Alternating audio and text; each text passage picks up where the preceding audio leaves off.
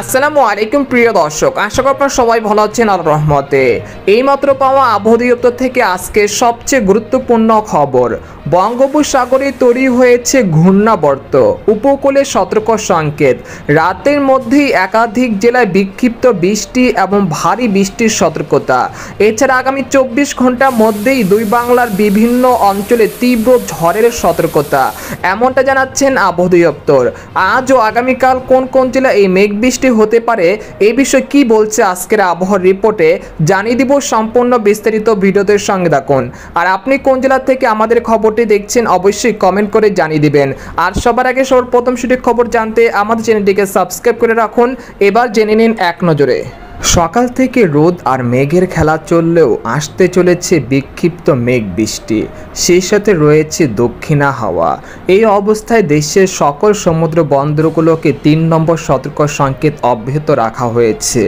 আবহাওয়া দপ্তরের পূর্বাভাস বলছে, চলতি মাসের শেষ দিন পর্যন্ত ভ্যাপসা গরমের পাশাপাশি দেশের বিভিন্ন অঞ্চলে বিক্ষিপ্ত আকারে বৃষ্টি এবং ভারী বৃষ্টিপাত হতে পারে।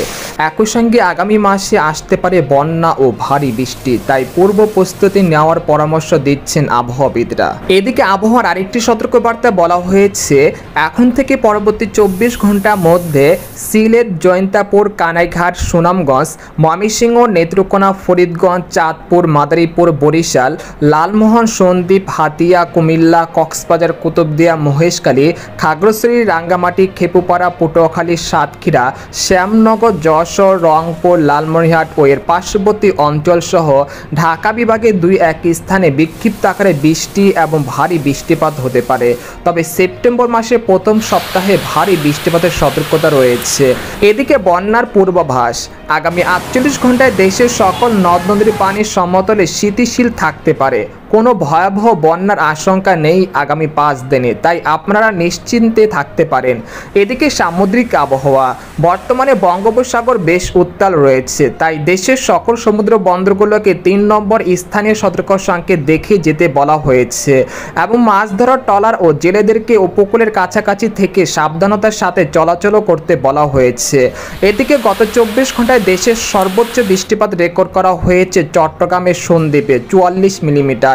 এছাড়া সিলেটে 31 মিলিমিটার বৃষ্টিপাত রেকর্ডকৃত হয়েছে। এদিকে বাংলাদেশের আবহাওয়াবিদ মোহাম্মদ ওমর ফারুক জানান, আজ সকাল 9টা থেকে পরবর্তী 24 ঘন্টায় রংপুর, ঢাকা, খুলনা, বরিশাল, চট্টগ্রাম ও সিলেট বিভাগের অনেক জায়গায় এবং রাজশাহী ও ময়মনসিংহ বিভাগের কিছু কিছু জায়গায় অস্থায়ীভাবে দমকা হাওয়া সহ হালকা থেকে মাঝারি ধরনের বৃষ্টি বা বজ্রের সহ বৃষ্টিপাত হতে পারে। সেই সাথে সারা দেশের কোথাও কোথাও মাঝারি ধরনের ভারী থেকে ভারী বর্ষণ হতে পারে। এই সময় সারা দেশে দিন এবং রাতের তাপমাত্রা প্রায় অপরিবর্তিত থাকতে পারে। তো এই ছিল খবর। এরকম লেটেস্ট খবর জানতে আমাদের সাথেই থাকুন। ধন্যবাদ।